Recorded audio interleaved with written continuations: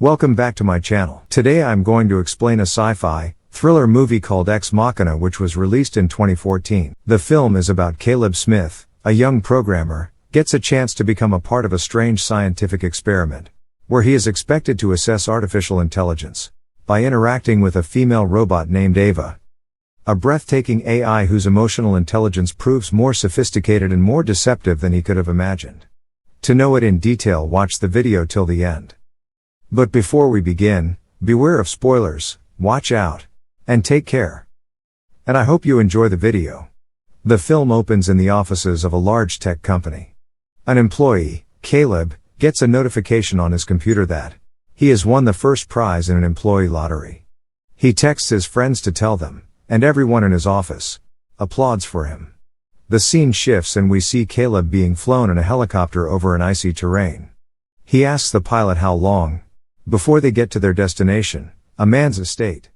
The pilot laughs and tells him they have been flying over the estate for the last 2 hours.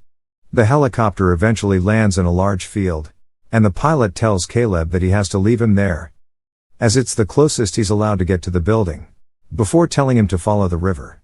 Caleb follows the pilot's instructions and makes his way to the building, noting that he has no cell phone service. When he arrives at the front entrance of the estate, an automated voice instructs him to come towards the main console and face the screen, which takes a picture of him. It then gives him a keycard, which opens the door. He wanders in tentatively and hears a piano playing somewhere. He calls out, but no one answers, before wandering out to a deck, where the owner of the estate and CEO of Caleb's company, Nathan, is doing some boxing for exercise. He greets Caleb and tells him he is excited for their week together. Nathan tells him he wanted to have breakfast with Caleb, but has a horrible hangover, so cannot. Caleb asks if it was a good party, and it becomes clear that Nathan was just drinking alone. Nathan says that he thinks Caleb is freaked out by the whole situation, but that he wants it to be more natural and less hierarchical, to just be two guys. Nathan tells Caleb that his key pass opens certain doors and not others. He invites Caleb to open a door, which opens for him into the bedroom that he will be staying in. Before Caleb can say anything, Nathan tells him that the reason the room does not have any windows is because the building is not a house, but a research facility. Before he can tell him more about the research project, Caleb must sign a non-disclosure agreement. In the agreement, Caleb realizes that he is signing an agreement to a regular data audit with unlimited access, and is reluctant. He tells Nathan he needs a lawyer, but Nathan insists that it is standard. Nathan tells Caleb that he can decide not to sign it, but that he will be missing out on learning about something extraordinary, something which is due to go public in about a year. Hearing this, Caleb signs. Nathan asks him if he knows what the Turing test is. The Turing test is an interaction between a human and a computer, in which the human does not know they are interacting with a computer. What does a pass tell us? Nathan asks, to which Caleb replies that the computer has artificial intelligence. Caleb realizes what is happening, and Nathan tells him he is going to be the human component in a Turing test with an AI that he has already constructed. If that test is passed, you are dead center of the greatest scientific event in the history of man, Nathan tells him. Caleb responds, if you've created a conscious machine, that's not the history of man. That's the history of gods. Caleb examines a glass wall in the facility with some kind of crack in it, perhaps a bullet hole. Looking through the glass he sees the AI, Ava, who walks over and greets him. They introduce themselves, and Ava tells him she's never met anyone besides Nathan. Caleb says they need to break the ice, and asks Ava to tell him something about herself. She tells him she's 1 year old, and that she always knew how to speak, even though language is something that people acquire. In a meeting later, Caleb tells Nathan how fascinating it was to talk to Ava. Nathan is impressed with how quotable Caleb is when he calls talking to Ava like going through the looking glass. He also misrepresents Caleb's earlier comment, suggesting that Caleb called Nathan a god for creating a machine with consciousness. I didn't say that, Caleb says, as Nathan grabs another beer. Caleb suggests that if they were actually doing the Turing test, the machine would be hidden from view. But Nathan insists that the real test is to show that Ava is a robot, and see if even then the human believes she has consciousness. Caleb wants to know how Ava works. But Nathan insists that he cannot explain it, because he would rather just spend time together. He asks Caleb how he feels about Ava. And Caleb says he thinks Ava is incredibly amazing. That night, Caleb cannot sleep and turns on the television, which tunes to a surveillance video of the facility. He can see what Ava is doing in her room, and watches her for a moment, before there is an abrupt power cut in the facility. A red light comes on in his room and he looks around, confused. A voice on the intercom states that the facility is in a full lockdown, and Caleb cannot get out of his room. The power comes back on. Caleb goes down the hall, examining some masks on the wall. He stops at a door that is open and lets himself in. There is a Jackson Pollock painting on the wall, and a telephone that he picks up. The telephone asks for a keycard, but when Caleb goes to use it, Nathan calls out to him from a darker part of the room, and tells him that he does not have access to the phone. Nathan is clearly drunk, and asks him who he planned to call. "I was just wondering how the phone worked," Caleb says. Caleb tells Nathan that there was a power cut, and tells Nathan he couldn't get out of his room. Nathan informs him that they have to do this, or the security of the facility becomes compromised. Caleb leaves and goes back to his room. The next morning, a woman comes into Caleb's room with a tray. When Caleb goes to find Nathan, Nathan refers to the woman as Kyoko, and asks what Caleb wants to do that day. "I'm still trying to figure out the examination format," Caleb says, suggesting that conversation might not be the best tool. Nathan thinks they should try and figure out how Ava feels about Caleb. Caleb asks Ava what she wants to know, and she says she wants to hear what he chooses, parroting his comment about her choosing something to draw. He tells her that he's 26, he works at Nathan's company, Blue Book, the world's most popular search engine, named after Wittgenstein's books.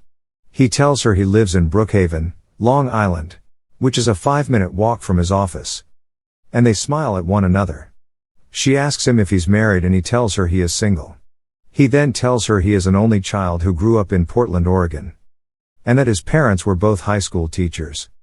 But they died in a car crash when he was 15. He was in the car, and spent the next year in the hospital, which is how he got into coding. Ava compares Caleb to Nathan, but Caleb says that Nathan is like the Mozart of coding, having invented the search engine when he was 13. "Do you like Mozart?" she asks. To which he responds, "I like Depeche Mode." She then asks him if he likes Nathan, and he hesitates, before saying yes. "A good friend?" she asks. And he tells her that he and Nathan just met each other. Suddenly, there is a power cut. Caleb realizes he is once again locked in the room. In the red light, Ava stands and tells Caleb that Nathan is not his friend. "You shouldn't trust him. You shouldn't trust anything he says," Ava says. The power comes back on, as do the surveillance cameras, and Ava continues in a conversation about books and art, as though nothing happened in the interim. Caleb looks disoriented, but plays along. That night at dinner, Kyoko serves Nathan and Caleb dinner. When Kyoko accidentally spills something, Nathan becomes infuriated, snapping at her. Caleb tries to apologize, but Nathan insists that she doesn't speak English, a precaution against her listening in a business meetings. After dismissing her from the room, Nathan says, "No matter how rich you get, shit goes wrong. You can't insulate yourself from it," and pours some wine. One evening Nathan gets extremely drunk, and Caleb escorts him to his room. There he sees some cupboards, and is able to catch a glimpse of Nathan's observation room. One evening during a shave, Caleb sees CCTV footage of Nathan entering Ava's room, and ripping up a drawing she has been creating. Caleb begins to suspect Nathan of being abusive. In a one-on-one, Caleb asks Nathan what he will do with Ava if she fails the test, and he says she will be updated, and this will result in her memory being wiped. This is a visibly upsetting prospect for Caleb. Nathan gets very drunk and passes out. Caleb steals Nathan's key card, and enters the observation room. Inside he finds footage on Nathan's computer, that shows he has been building various female AIs, over a period of time. Caleb goes into Nathan's room, and finds Kyoko laying naked on the bed. He opens the cupboards in Nathan's room, and finds all the destroyed and deactivated robots hanging up. Kyoko pulls the skin from her face, to reveal that she is also an AI. Caleb leaves the room just in time to find Nathan stumbling around drunk. He palms Nathan's key card from the floor, and pretends Nathan had dropped it. In his final meeting with Ava, Caleb encourages her to trigger a power cut, and he reveals to her his plan to help her escape.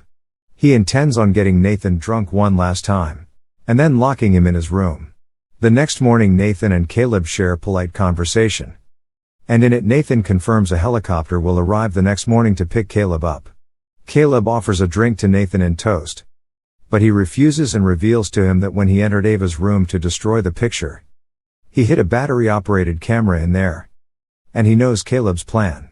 Nathan admits to Ava being geared towards Caleb's desires, based upon information taken from his internet searches, etc. Nathan tells Caleb that Ava is not in love with him, that she is using him. He celebrates this as confirmation that she is a true AI, deeming the test a success. There is a blackout and Caleb says he had already put his plan into action when he stole Nathan's key card, and that during lockdown the system had been rerouted to open every door. Nathan knocks Caleb unconscious and leaves to kill Ava. Ava and Kyoko share a secret conversation. Ava then attacks Nathan and Nathan retaliates by destroying Ava's hand. As he drags Ava back to her room, Kyoko stabs Nathan in the back with a sushi knife. Nathan breaks Kyoko's face apart, and is then stabbed a second time by Ava. As Nathan dies, he seems somewhat amazed by the irony. Ava locks Caleb in Nathan's room, and then proceeds to raid the cupboards containing the old AIs.